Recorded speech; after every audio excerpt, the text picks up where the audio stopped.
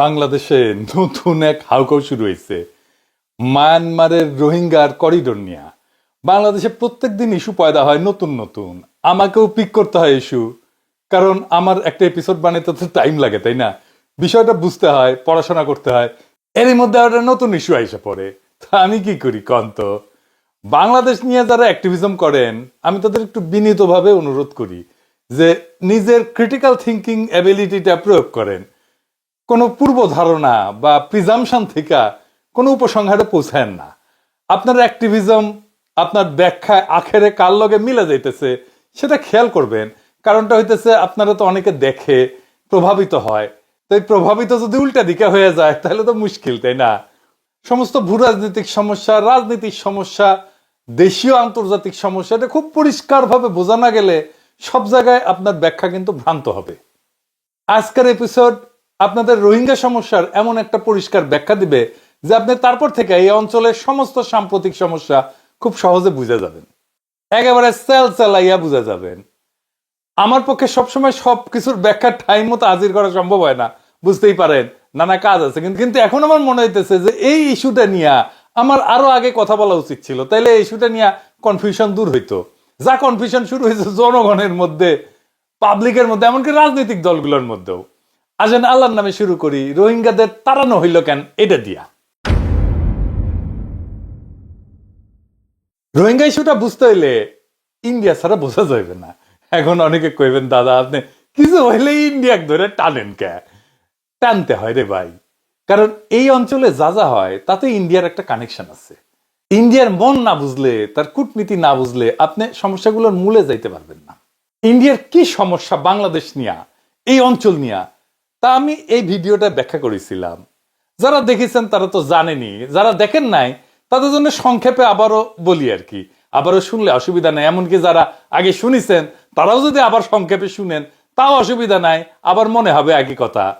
ইন্ডিয়ার মূল সমস্যা মুসলমান। সে মুসলমান নাম দেখলে ডরে কাঁপে। তার ডর মুসলমানরা যদি আমাদের দেশে আসা যাওয়া করে তাহলে সে তো আমার দেশকে মুসলমান দেশ বানায় ফেলবে। এত নির্যাতন, এত নিপীড়নের পরেও ভারতে মুসলমান জনগোষ্ঠীর সংখ্যা উল্লেখযোগ্য হারে বাড়তেছে, মানে ভারত ভাগের পর থেকে বাড়তেছে। এর মধ্যে মুসলমান বাংলাদেশের লোকজন যদি আসা যাওয়া শুরু করে বর্ডার দিয়া নিরাপদে, তাহলে পশ্চিমবঙ্গ, আসাম, ত্রিপুরা কোনো কিছু আর হাতে রাখতে পারবে না, সব ছুটে যাবে, সেগুলো মুসলমান প্রধান হয়ে যাবে। তাইলে কি করতে হবে ইন্ডিয়াকে? তাইলে বাংলাদেশকে কাঁটাতারের বেড়া দিয়া ঘিরে রাখতে হবে, যেন কেউ আর চলাচল করতে না পারে, কেউ আর ইন্ডিয়াতে ঢুকতে না পারে। আর বাংলাদেশিদেরকে মারতে হবে গুলি কইরা মাঝে মাঝে, তাহলে বাংলাদেশিরা ডরে আর বর্ডারের দিকে যাবে না, ক্রস করবে না, তাই না? বুঝাও তো, সমস্যা তো মিটে গেল, তাই না? হ্যাঁ, না মিটলো না, নতুন সমস্যা শুরু হইলো। বাংলাদেশের ওই পারে যে 7টা রাজ্য আছে না, যেগুলোকে 7 সিস্টার্স কওয়া হয়, সেগুলো অশান্ত। এগুলো ইন্ডিয়ার সাথে জুড়ে আছে চিকেন নেক নামের একটা ছোট্ট জায়গা দিয়া, এটা দিয়া ওটা যদি চীন চেপে ধরে তাহলে শেষ। আর ওই চিকেন নেক দিয়ে কিছু পাঠাইতে হলে মেনা টাইম লাগে, তো সেইখানে খাদ্য সাপ্লাই, সামরিক সরঞ্জাম, দ্রুত পাঠানোর সবচেয়ে ভালো রাস্তা হচ্ছে বাংলাদেশের মধ্যে দিয়া, হ্যাঁ, সরাসরি বরাবর। তো তুমি একজনকে ঘিরে রাখবা কাটাতার দিয়া, নদীর পানি কাইরে নিবা, মানুষ মারবা, কাটাতারে ঝুলাই রাখবা, আর ওই দেশের মধ্যে দিয়ে ট্রানজিট নিবা। এটা হইতে দেবে কোন সরকার? দেবে না, যদি সেই সরকার জনগণের হাতে নির্বাচিত হয়। তাইলে এই কাজটা পাইতে হইলে বাংলাদেশে এমন সরকার চাই ইন্ডিয়া যারা গণধিকৃত, জনগণের সাথে সম্পর্ক নাই, জনগণের ভোটেরও দরকার নাই, তারা হয়ে উঠবে স্বৈরাচার। তারা যদি জনপ্রিয় দল হিসেবে ক্ষমতায় আসেও তাও তারা একসময় স্বৈরাচার হয়ে উঠবে, কারণ তারা দেশের স্বার্থ বিরোধী চুক্তি করে ভারতকে ট্রানজিট দিবে। বাংলাদেশের মানুষের স্বার্থ বিরোধী, বাংলাদেশের মানুষ এটা বুঝতে পারবে, তখনই সে স্বৈরাচার হয়ে যাবে। মুজিব, এরশাদ আর হাসিনা, এই 3জনই তাহলে স্বৈরাচার হয়ে উঠছিল, তাই না? আর এই 3জনকে উৎখাতে অভ্যুত্থান আর বিপ্লব লাগিয়েছিল। ভারত জানে যে তার ট্রানজিট বাংলাদেশের মধ্যে দিয়ে এক সময় জয় বাংলা হয়ে যাবে। হয়েছেও তো, এখন তার ট্রানজিট নাই, তাই তার বিকল্প দরকার। কি সেই বিকল্প? আপনারা দেখেছেন নাই নিউজটা, যে বাংলাদেশকে এড়ায় 7 সিস্টার্সকে যুক্ত করতে নতুন প্রকল্প ভারতের, দেখেছেন না? এটা নতুন প্রকল্প না, এটা অনেক পুরানা প্রকল্প। আর এই প্রকল্পের সাথে যুক্ত আছে রোহিঙ্গা সমস্যার একটা গুরুত্বপূর্ণ সূত্র। আসেন সেই ষড়যন্ত্র কূটচক্র আর ভারতের ইসলাম বিদ্বেষের রাজনীতির এক অন্ধকার অধ্যায় আপনাদেরকে পরিচয় করাই দিই। রোহিঙ্গা সমস্যা চালাইয়া বুঝে যাবেন, আর কোনোদিন সমস্যা হবে না। এই যে রোহিঙ্গা বিতরণ করলেন, এটা একটা উন্নয়ন প্রকল্পের আড়ালে একটা জাতিগত নিধন জায়েজ করে তোলার প্রকল্প, যার নাম Kaladan multi model transit transport project, সংক্ষেপে কালাদান প্রকল্প। কাগজে কলমে এটা একটা ট্রান্সপোর্ট করিডোর, কিন্তু বাস্তবে এটা একটা রক্তাক্ত করিডোর, যেখানে রাস্তাঘাট বানাইতে মানুষের বসতি ধ্বংস করা হয়েছে। শুধু যে মানুষ তা না, একটা জাতিকে ধ্বংস করা হয়েছে। কালাদান প্রকল্পটা কি?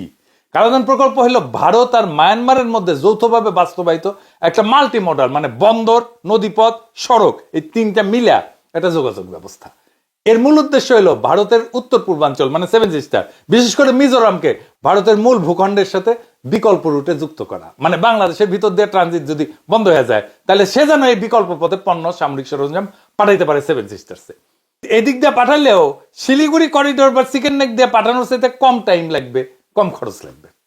তো কোথায় কোথায় দিয়ে যাবে, এডিটর সাহেব ম্যাপে না অ্যানিমেশন করে দেখান না। ওই যে কলকাতা থেকে সিটুয়ে সমুদ্র পথে যাবে, হ্যাঁ, মালটা। তারপরে সিটুয়েতে নামবে, এইটা নামার পরে সিটুয়া থেকে কালেতোয়া, কালাদান নদী পথে যাবে। কালেতোয়া থেকে জরিনপুই, মিজোরাম সীমান্ত, এখানে সড়ক পথে যাবে।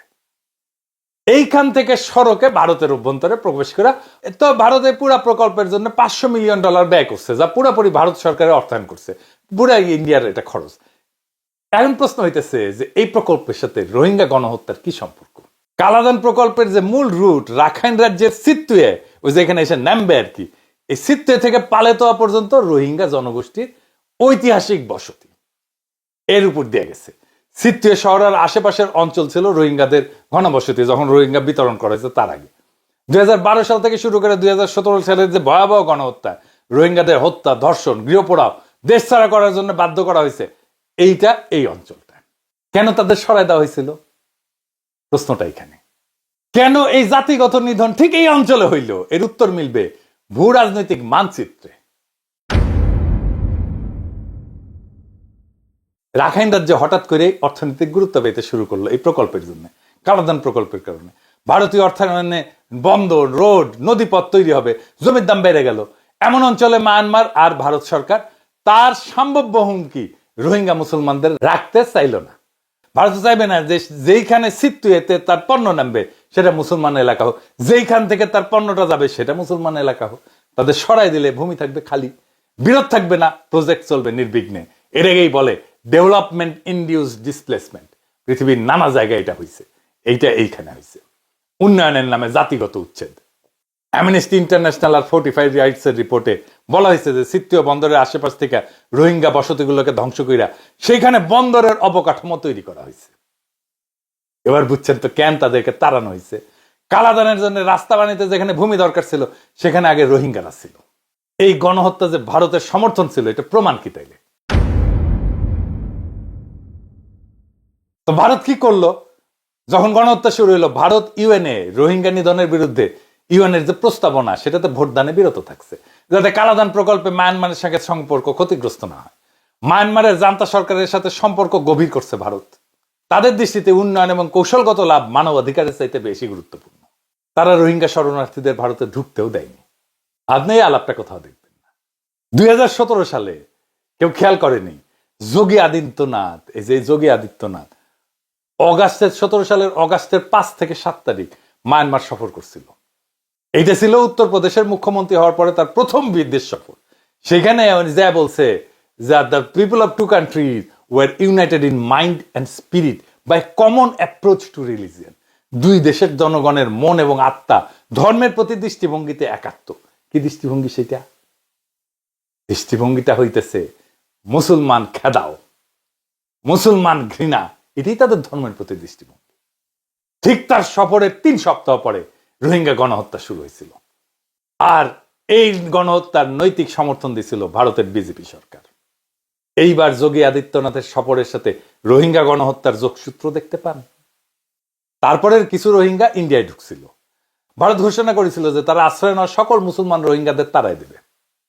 তাড়াই দেওয়ার কারণ হিসেবে ভারত বলছে যে এরা নাকি ভারতের বিরুদ্ধে ইসলামিক সন্ত্রাসবাদে জড়িয়ে যেতে পারে, তাই তারা ভারত রাষ্ট্রের প্রতি হুমকি তৈরি করতে পারে। কিন্তু ভারতে যারা আশ্রয় নিয়েছিল তাদের শরণার্থীরা কেউ ক্রিমিনাল ছিল না, তাদের কোনো ক্রিমিনাল রেকর্ডও ছিল না, তাদের বিরুদ্ধে কোনো ক্রিমিনাল ইনভেস্টিগেশনও হয়নি, বরং তারা মায়ানমারের রাষ্ট্রীয় সন্ত্রাসের ভিকটিম হইয়া নিজের দেশ থেকে প্রাণটা নিয়ে পালায় গেছিল। এই কালাদান প্রকল্প কোনো উন্নয়ন না, এটা ছিল একটা কাঠামো করার নাম কইরা জাতিগত নিধনের পরোক্ষ সহযোগিতা। রাস্তাটা পাকা হইল, বন্দরে গুদাম উঠলো, কিন্তু মানুষের অস্তিত্বকে মুছে দিয়া। এটা কোনো অবকাঠামো না, এটা একটা নিধন করিডোর। উন্নয়নের নামে যদি মানুষ উচ্ছেদ হয় তা উন্নয়ন না, তা দখল। এই দখলটাই হয়েছে ফিলিস্তিনে। যেই রাস্তা রক্ত মুছে তৈরি হয় তার গন্তব্য কখনোই মানবিকতা হইতে পারে না। ফিলিস্তিনে গাজাকে এইভাবে ফাঁকা করা হয়েছে, একই জিনিস করছে রোহিঙ্গা এলাকায়। এখন বলেন, ইন্ডিয়া কখনো চাইবে রোহিঙ্গারা ফিরে যাক ওই জায়গায়? না, তারা চাইবে না। হাসিনা কেন ফেরানোর চেষ্টা করেনি রোহিঙ্গাদেরকে? এই কারণে যে ভারত চায় না। প্রফেসর ইউনূসের সরকার একটা পরিকল্পনা হাতে নিয়েছে, আগামী ঈদের আগে রোহিঙ্গাদের ফেরাবে।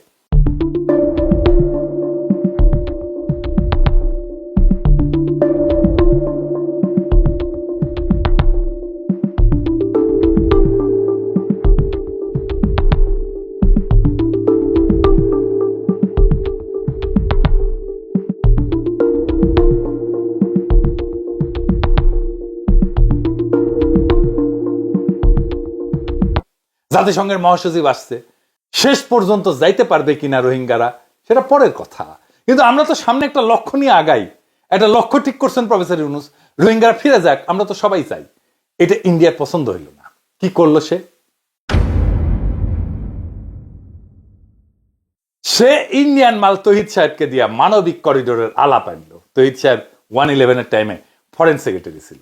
উনি সেই ফরেন সেক্রেটারি যিনি বিডিআর বিদ্রোহের টাইমেও ফরেন সেক্রেটারি ছিলেন। উনারা ইন্ডিয়া কইছিল আর্মি অফিসারদের রক্ষা করার জন্য যদি সেনা অভিযান করে বাংলাদেশ, তাইলে আর্মি ঢুকাই দিবে ইন্ডিয়ান আর্মি।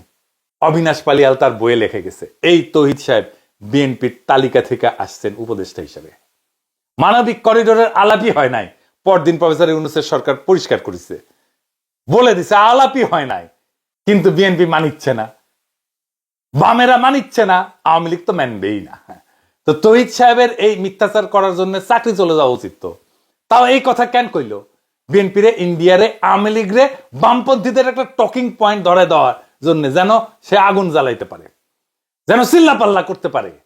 সার্ভিস দিল আর কি।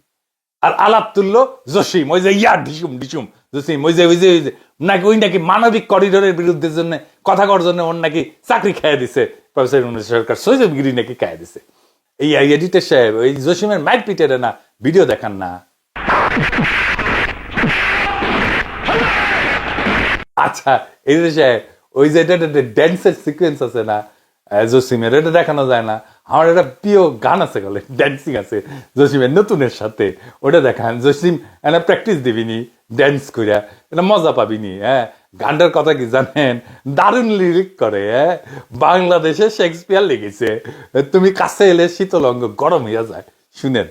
তুমি কাছে এলে শীতলঙ্গ গরম হয়ে যায়, তুমি দূরে গেলে আমার মন করে হায় হায়। এই জসিম পাকিস্তানকে 1971-এর জন্য ক্ষমা চাইতে বলে, পাকিস্তানের কাছে আজগুবি টাকার হিস্সা চায়, যা কিনা আওয়ামী ফ্যাসিস্ট হাসিনার বয়ান আছিল। এই কথা কই আমাদের সাথে পাকিস্তানের সম্পর্ক ভালো করার সুযোগটা হোকা মেরে দিচ্ছে। সে মানবিক করিডোরের বিরোধিতা করবে বাংলাদেশের জন্য। ওই তো ইন্ডিয়ার স্বার্থ দেখার জন্য বসে আছে, ওই আর তো হইছে দুটোই বসে আছে। এই কথাটা ছড়াইছে কে? চন্দন নন্দী। দেখেন, যে কিনা বিপ্লবের শুরু থেকে এটা আইএসআই এর প্রজেক্ট, এটা ছাত্ররা আইএসআই এর সাথে কথা কইছে, এই সমস্ত কইছে। মিথ্যা বয়স ছড়াই গেছে। কয়দিন আগেও কইছে আমেরিকান কার্গো নাকি আসছে রাখাইনে আর্মস টার্মস নিয়ে আর কি, অস্ত্র পাঠানোর জন্য। ওর বাবা ছিল, চন্দন নন্দীর বাপ ছিল রয় স্টেশন চিফ বাংলাদেশে, তার কথা নিয়ে লাভাইতেছে। আরে ভাই, হাসিনা কইতেছে করিডোর নিয়া। এখন মানবিক করিডোরের নামে আমাদের দেশটা যেন লিজ দিয়ে দেওয়া হচ্ছে। নিজাম মজুমদার কয় আওয়ামী লীগ একের পর এক পেজ থেকে পোস্ট দিতেছে, এই পুরাটারে ইন্ডিয়ান সাজানো প্ল্যান। বুঝছেন তো? তারেক রহমানও বলে মানবিক করিডোরের কথা, সিপিবি বলে, বাম গণতান্ত্রিক জোট বলে, আবার মির্জা আব্বাস করছে যে মানবিক করিডোর নিয়ে জামাত, মানে ওই যে আমার শ্বশুরের দল আর কি, ও ইসলামী আন্দোলনের নিরাপত্তা বিস্ময়কর। ওরা বুঝেছে ঠিকই যে এটা ইন্ডিয়ান প্ল্যান, আপনারা বুঝেন নাই, অথবা বুঝেও এটা খাইছেন, ইন্ডিয়ান বটিকা খাইছেন। দেখেন হাসিনা কি কয়, ইলেকশন দিবে দিবে কয়, কিন্তু দেবে না। শুনেন, ওই নির্বাচন আওয়াজ দিচ্ছে, সে নির্বাচন করবে না কোনোদিন, এটা আমি বলে দিতে পারি। এ পর্যন্ত যে কথা তাকে নিয়ে বলছি সবই সত্য, কারণ আমি তো সবথেকে বেশি তাকে সুযোগ দিয়েছিলাম।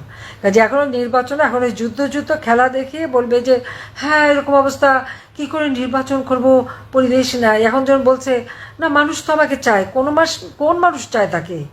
হাসিনাও ইলেকশন চায়। বিএনপি আপনারা কন, আপনারা আওয়ামী লীগ আর বামেরা কেন একই স্বাধীনতা বাজাইতেছেন?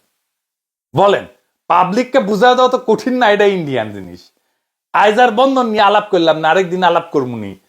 রক্তের উপরে রাস্তা বানানো গেলে তার নাম উন্নয়ন না, তার নাম দখল। বাংলাদেশে আজকে যে রোহিঙ্গা ইস্যু নিয়ে নতুন হাউকাউ শুরু হয়েছে, সেটা আসলে নতুন কিছু না। এইটা একটা পুরানো কুৎসিত রাজনীতির মোড়ক। রোহিঙ্গাদের তাড়ানো হয়েছে শুধু তাদের ধর্মের কারণে না, তাদের জমির কারণে, তাদের অবস্থানের কারণে, তাদের জাতিগত পরিচয়কে মুছে দেয়া একখান ট্রানজিট করিডোর বানানোর জন্য। তার নাম কালাদান, ভারতীয় ভ্রাতৃত্বের কবরস্থান। আপনি যদি এখনো ভাবেন এটা শুধু একটা সীমান্ত সমস্যা, এটা শুধু একটা শরণার্থী সমস্যা, তাহলে আপনি ছবিটা পুরোটা দেখতেছেন না। আপনি যদি রোহিঙ্গাদের কান্না, রাখাইনের আগুন আর চট্টগ্রামের নিরাপত্তা এক লাইনে না টানেন, আপনি ভারতীয় পররাষ্ট্রনীতির অভিসন্ধি ধরতে পারবেন না। এইখানে রাস্তা বানাইতে হয়েছে, তাই মানুষ সরাইয়া দিতে হয়েছে। এখানে গুদাম উঠাইতে হয়েছে, তাই ঘর জ্বালাইয়া দিতে হয়েছে। এইখানে করিডোর বানাইতে হয়েছে, তাই একটা জাতিকে মুছে দিতে হয়েছে। আর যেইখানে এই গণহত্যার নেপথ্যে ভারতের কূটনৈতিক চুপচাপ সমর্থন ছিল, সেইখানেই আবার আপনি দেখবেন তাদের পেইড ন্যারেটিভ ছড়ায় মানবিক করিডোর, রোহিঙ্গা শিবিরে জঙ্গি আছে, বাংলাদেশে নিরাপদ আশ্রয়। এইটাই তো রাজনীতি। একদিকে ইসলাম বিদ্বেষ, আরেকদিকে ভূকৌশল, মাঝখানে পড়ে একটা জাতি হয় বেওয়ারিশ। আর সেই নাটকের অডিয়েন্স হচ্ছেন আপনি। আপনাকে দেখানো হয় হিউম্যান ট্র্যাজেডি, আর লুকানো হয় হিউম্যান ইঞ্জিনিয়ারিং। রোহিঙ্গা তাড়ানোর নাটক, মানবিক করিডোরের গল্প, জসিমের গরম অঙ্গ, সবকিছুর পেছনে একটাই কথা লুকানো আছে, আপনি যেন মূল ইস্যুটা না ধরেন। আজকের ভিডিওতে আমরা সেই পর্দাটা ফাঁস করে দিলাম। এই লড়াই শুধু রোহিঙ্গাদের জন্য না, এই লড়াই বাংলাদেশের ভূখণ্ড রক্ষা করার লড়াই, এই লড়াই বাংলাদেশের রাজনৈতিক সার্বভৌমত্ব রক্ষা করার লড়াই। আপনার অন্ধ সমর্থন ভারতের নির্লক্ষার পেট্রোল, আপনার বিশ্লেষণহীন অ্যাক্টিভিজম আসলে ভারতীয় পরিকল্পনার প্রোপাগান্ডা ডিভিশনে কাজ করা এক প্রকার ভলান্টিয়ারশিপ। সুতরাং কথা বলার আগে ভাবেন, ব্যাখ্যার আগে পড়েন, আর ব্যাখ্যা দিলেই দেখেন আপনার ব্যাখ্যা কার প্ল্যাটফর্মে গিয়া বসে। আমরা ব্যাখ্যা দিছি, এখন শুরু হোক প্রতিরোধ। রক্তের করিডোরের বিরুদ্ধে, নব্য সাম্রাজ্যবাদী উন্নয়নের বিরুদ্ধে, গৃহহীন জাতির পক্ষ নিয়া। এইবার বলেন আপনি কার পাশে দাঁড়াবেন? ভারতের ন্যারেটিভ নাকি এক উদ্বাস্ত জনগোষ্ঠীর স্বদেশে ফিরে যাওয়ার পক্ষে? সিদ্ধান্ত আপনার। ইনকিলাব জিন্দাবাদ।